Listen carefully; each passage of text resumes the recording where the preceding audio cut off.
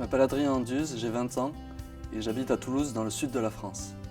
Je m'appelle Robin Aubert, j'ai 20 ans, je viens de Toulouse dans le sud de la France. Bonjour, je m'appelle Marine Cahu, j'ai 20 ans et je viens de France et plus particulièrement de Normandie. Je m'appelle Alexandre Magisson, j'ai 19 ans et je viens de Toulouse qui est une ville dans le sud de la France. Ce qui m'a donné envie de faire mon stage au Québec, c'est la découverte de sa culture et l'expérience professionnelle que ceci pouvait m'apporter. Pour voyager, pour découvrir une autre culture et une autre façon de travailler. Et le Québec m'a toujours intéressée, c'est toujours un pays qui m'a attirée et aussi par le français. Ce qui m'a donné envie de faire mon stage au Québec, c'est principalement le fait que ce soit à l'étranger déjà. Ça peut être une très bonne expérience au niveau professionnel. Et aussi, j'ai toujours été assez attiré par la culture québécoise et j'ai toujours aussi eu envie d'entendre l'accent québécois, tout simplement. J'effectue mon stage à la commission scolaire Boss et Chemin et le stage me convient et répond à mes attentes. J'ai fait mon stage au Cégep Beau-Salpalage dans le service communication où en effet j'ai beaucoup appris. Je fais mon stage à la commission scolaire Beauce et Chemin et je suis stagiaire technicien réseau. Mon stage me plaît beaucoup, j'ai appris beaucoup de choses et j'en suis très content. C'était une très bonne expérience. J'ai rencontré plein de gens extraordinaires et j'ai vraiment vécu une expérience très enrichissante et inoubliable. Ce qui m'a principalement donné envie de faire mon stage au Québec, c'est le fait déjà que ce soit à l'étranger, qui peut être une excellente expérience. Alors ce stage justement, je le fais à Tandem International, qui est une entreprise d'entraînement. Et j'apprécie beaucoup le travail que j'y fais. Je fais actuellement un site web qui leur permettra de justement continuer leurs activités. Je me suis très vite adaptée et pour la différence de langage, au début c'était un petit peu compliqué les premiers jours, mais après j'ai commencé à comprendre de plus en plus et maintenant je comprends presque tout.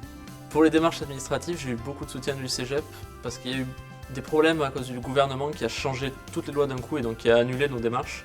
Et du coup, le Cégep a pu beaucoup nous aider à ce niveau-là et pour nous avancer en fait. Pierre-Olivier Lachapelle m'a beaucoup aidé, il m'a beaucoup expliqué comment fonctionnait l'administration du Québec et m'a expliqué beaucoup de choses en rapport avec la vie québécoise. Donc autant en nous fournissant des documents permettant de trouver les papiers à fournir pour venir ici, en nous aidant à trouver des logements ici et aussi en venant nous chercher à l'aéroport, en nous ramenant à l'aéroport.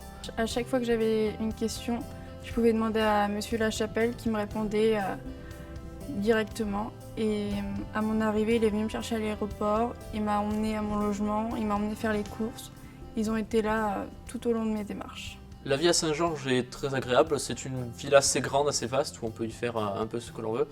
Il y a pas mal de magasins pour subvenir à toutes sortes de besoins. Cette ville est très belle, il y a beaucoup de choses à faire, beaucoup d'endroits pour se balader et d'endroits pour sortir le soir.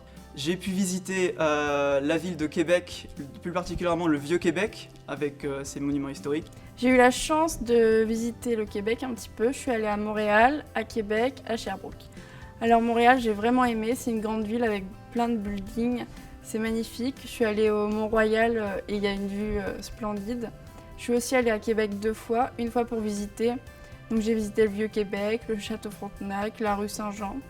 Et une deuxième fois, j'y suis allée pour la fête du Québec.